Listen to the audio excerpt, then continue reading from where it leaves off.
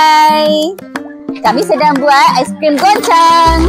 Okey, aiskrim goncang ini dibuat sempena Bulan Panitia Sains. Okey, Bulan Panitia Sains ni kami pilih aktiviti pertama adalah aiskrim goncang sebab aiskrim goncang adalah menarik dan mereka suka buat.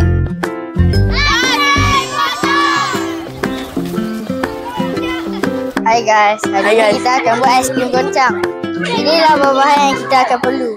Plastik, plastik krim, garam kasar, itu bekas. Inilah kami dah buat dah. Inilah hasil dia. Ini bahan yang paling penting ialah ais. Tabur garam.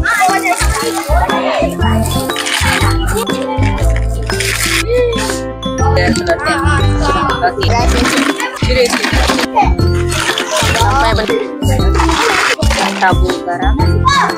Garam ni untuk menurunkan suhu ais. Betul.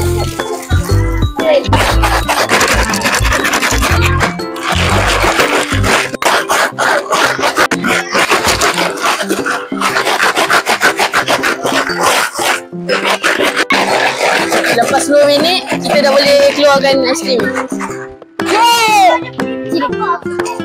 Okay, so aiskrim tu jadi. Sudah jadi. Open.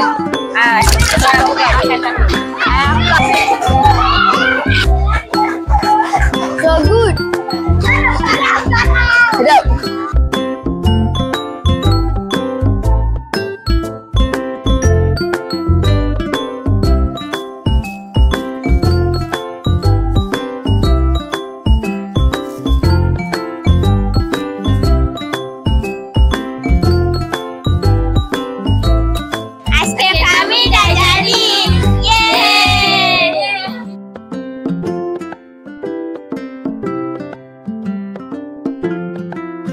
Wow, aiskrim saya pun dah jadi.